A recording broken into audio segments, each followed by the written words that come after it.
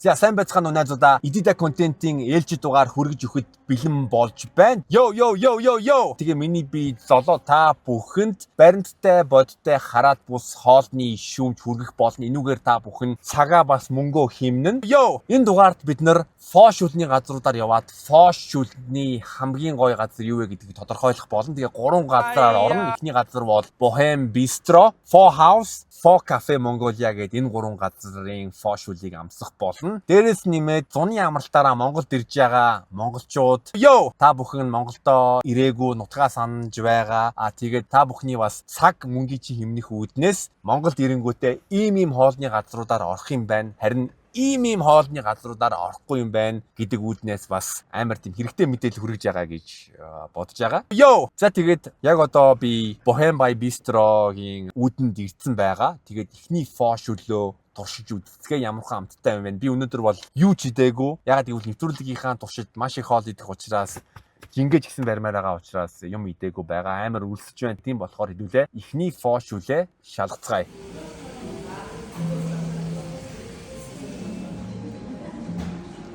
За 30к.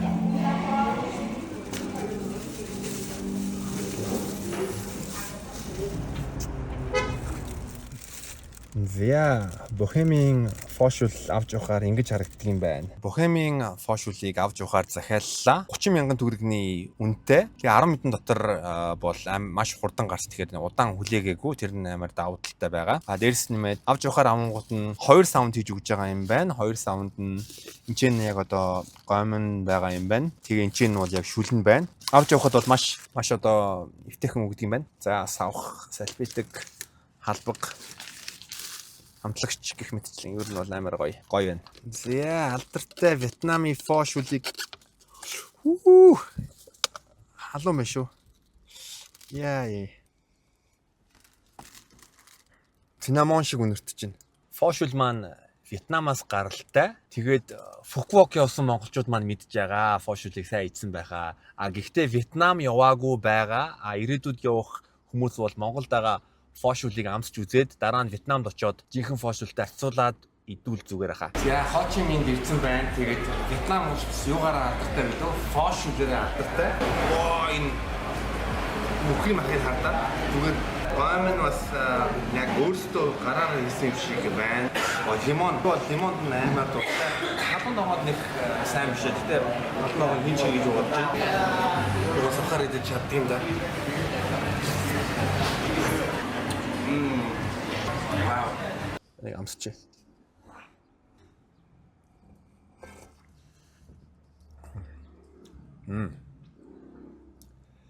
Тэгээ фош шүл нь бол ясны шүлөөр хийгдсэн байдаг. Тэгээ монголчууд биднэрт бол 2 зүйл нь маш чухал. Нэгдүгээрт алкогол хэрэглэснийх нь маргааш нь фош шүл уугаад сайхан шараа тайлах амар гоё. Хоёрдугаарт одоо мань мэд шиг 30 гарсан хүмүүст бол фош шүл коллаген ихтэй учраас сайхан те арьсандаа те коллаген шингээж болно. 2 дахь сав нь юм байна.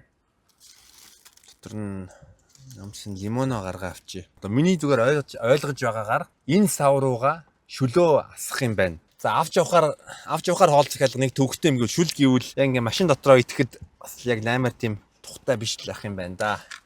Дээрс мэд бороо орж эхэлчлээ. Дараа нэг айтайхан шиг. Йоо ямар халуун юм бэ? Бороо орж ийн. Бороо. За фош шүл гэдэгтээ чухал зүйл гэвэл лимон. Лимоно яах вэ гэвэл лимоно ингэж шүлэндөө шахна. Лимон маань фош шүлд амар гоё амт оруулж өгдөг. За нэг хутгаах юм. Шүлнээс нэг хань амтчээ.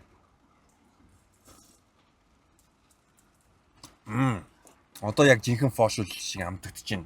Вьетнамд очсон дусамж буцаас хэрэгчлээ. Вьетнамд дүн би яах гэж ирсэн бэ? Фош шүлийг л уух гэж ирсэн. Яг ингэ бол. Тэгээ фош шүл бол үхрийн махтай. Яг дахианы махтай фош шүл бас байгаа. Гол зүйл нь бол ингэ шин ногоо. Яншүү, ногоон сонгон. Одоо бас догоо амтгаж байна. Энэ бөөрөх юм ах байна.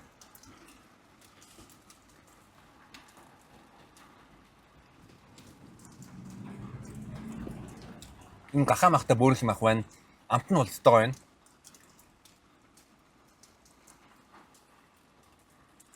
За.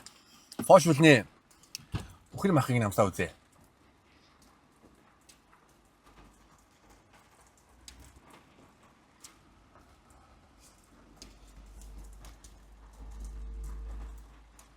Я фошулны бас нэг давуу тал гэвэл калори багтай. Тийм болохоор одоо тижээллэг хоол иднээрээ үл фошулыг бол зүйлээ. Энэ үхрийн мах нь бол үүхгүй байна. Нэмгэн хэвчсэн үхрийн мах бол гоё юм. Гэхдээ би өөрөө хувьдаа бол өөхтэй махан дуртай.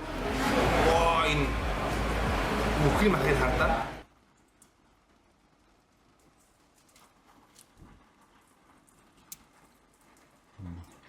Махны порц нь бол дажиг байна. За будааны гомгоос идэ үзье.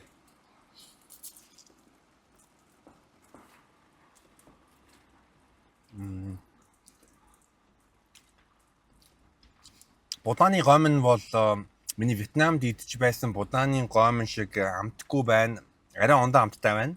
Гэхдээ энэ дээр бол нэг одоо шүүмжлээд байх шаардлага байхгүй. Монголчин будаа тарьдгүй. Тийм болохоор бүх одоо энэ будааны гомн импортоос орж иж байгаа. Тийм болохоор дийлэнх газар нь адилхан амттай байхаа гэж бодож байна. Гэхдээ хэдүүлээ бусад нөгөө хоёр газрууд дээр очингуудаа будааны гомныг нь харьцуулъя.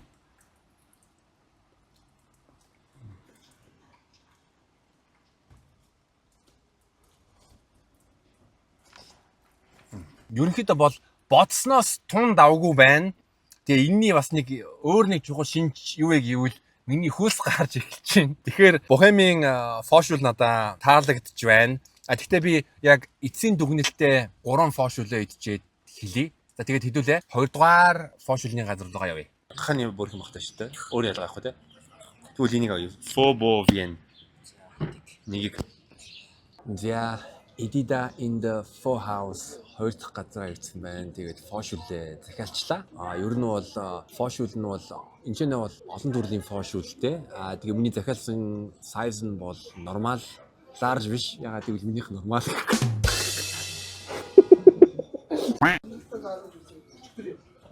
Яа байлаа. За энэ шүлний size бол normal байна. Гэтэ миний хувьд бол large байна. Тэгээд энэ ч ногоо маань бэлэн болцсон байна. Лимонгүй шүлийн намсаа үзье.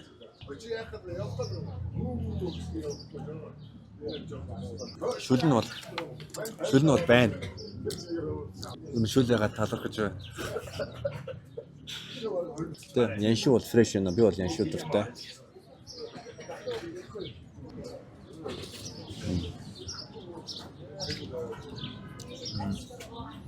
Яачгүй ингээд лимон асгачгаар шүлний илүү гоё амттай болоод байгаа.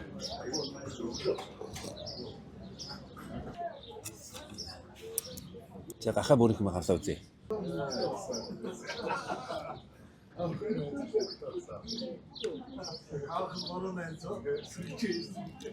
Гоё амттай. Үхрийн махан амтаа үзье.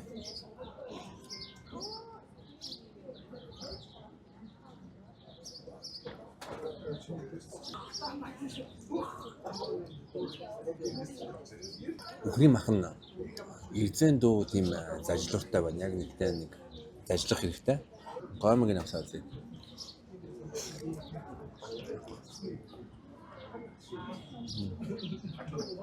За гомын дээр ч юу ч хэлэх юм дээ. Хаяа.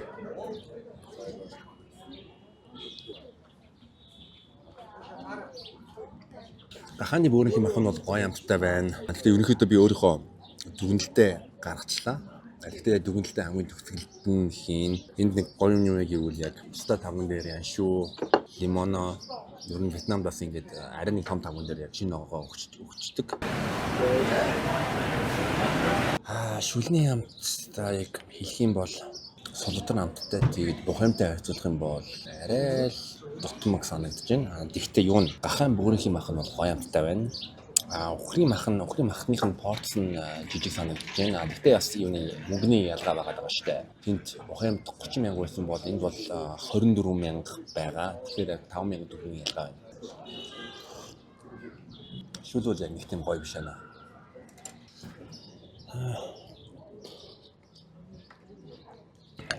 За би үнэн дээр бол худлаа ирсэн байх шүү. Үнэн нь бол normal size. 21900. Тэгэхээр Бохемаас бараг 10,000 төгрөгөөр илүү хямдхан байгаа. Тэгээд 3 дахь газар руугаа явцгаая.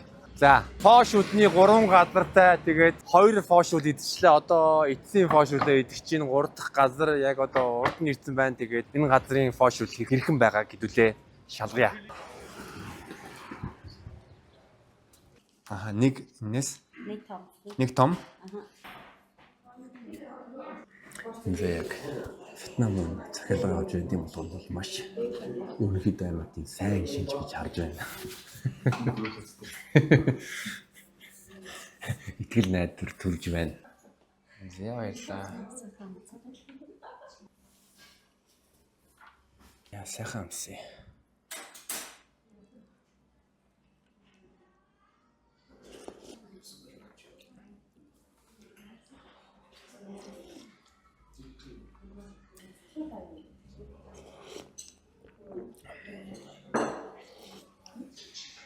Шүл болстой гоё.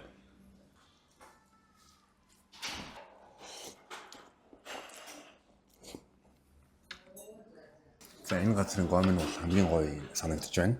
Яг нөгөө яг гомн гол яг бус хоёр газраас бол хамаагүй гоё гэж юм. Амтан ч гэсэн илүү гоё. Гомноос үзэгдэх байдал нас илүү гоё. Тэгж харагдаж байна. Сонгон. Ихч бараг сонгон жоок болгоод хийсэн байна. Өхрийн махны порцны жижиг байна. Өхрийн мах нь бас тийм болигтой амтахгүй байгаа. Гэхдээ шүл нь бол үнэхээр гоё амттай байна. Дээрс нь мэд будааны гомноос амар гоё амттай байна.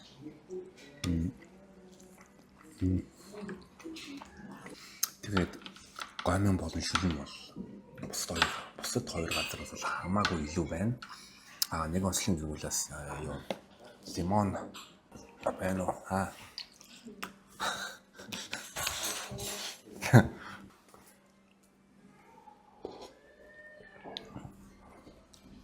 За энэ шүл нь бол MVP байна. Хамгийн гоё шүлтэй газар энд байна. Миний бас нэг хувийн онцлог юу гэвэл би халуунагоо иддэггүй, тийм болохоор одоо сигнатур ч юм халуунагоо шүл рүүгээ хийдгүү яг ингэ байгаагаар нь иддэг. Будааны гомн бол үнэхээр гоё байна.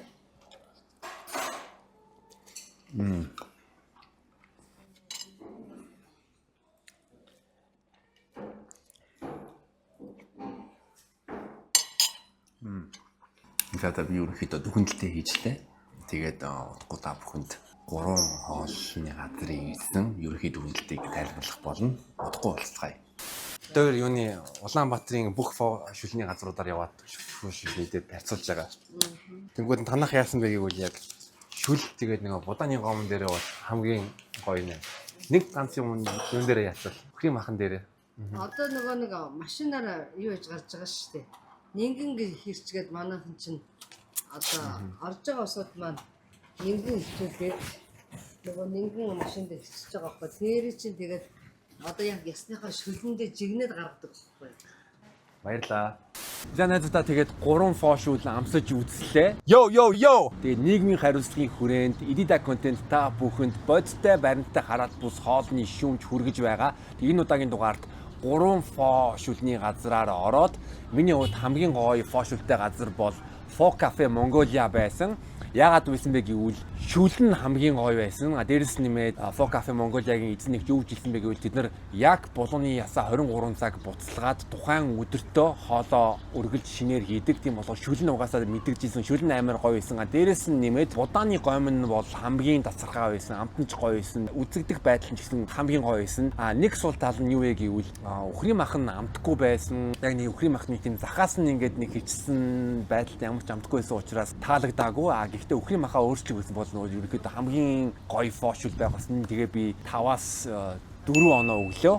Гэхдээ нэг хэлэх зүйл нь юу вэ гэвэл Fo Cafe Mongolia-гийн фошүүл нь томыг захиалсан мөртлөө хамгийн хямдхан байсан. Ягаад гэвэл 18,000 төгрөгийн үнэтэй байсан учраас хамгийн хямдхан фошүүлний газар нь хамгийн гоё амттай байсан. Хоёрдугаар байранд би Бохемийн фошүүлд 5 одоос 3 оноо өглөө. Ягаад 3 оноо вэ гэвэл шүл нь бол яг дунджаа барьсан. Тэгээд будааны гомн бол нэг ч сүртэй байгаагүй. яг л нэг тийм хэвэн байсан стандарт байсан.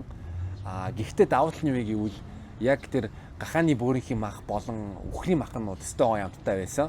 Надад хамгийн амттай үхрийн махтай байсан. Тийм болохоор 5-аас 3-ыг өглөө. Гэхдээ Бохемийн фошул нь 30,000 төгрөгийн үнэтэй. Тэгэнгүүт нь хамгийн гоё фошултай Фо кафе Монголиагаас 12,000 төгрөгөөр илүү үнэтэй байгаа. Тэгээд тэр 12,000 төгрөг махандаа шингэсэн байгаа гэж хэлье. За тэгээд Фо хаус бол таны 2.1 хагасыг өгчөө. Энгийн сайзтай шүлийг авсан 21,900 төгрөгийн үнэтэй. Тэгээд шүл нь бол бас яг ер нь шүл нь бол хамгийн мяа амттай байсан. Бөөрийнхий үхрийн мах нь бол гоё амттай байсан. Гэхдээ үхрийн мах нь бас ер нь бол ингээд ажиллахад яг тийм эрдэнэ түшиг байсан. Тэгээд тийм болохоор 2.5 өгж байгаа. За тэгээд Идида контентын энэ дугаар энэ хүрээнд өндөрлж байна. Тэгээд хэрвээ та бүхэнд энэ контент таалагдж байгаа бол лайк, шеэрээр дэмжээрэй. Баярлалаа, дараагийн дугаард уулзъя.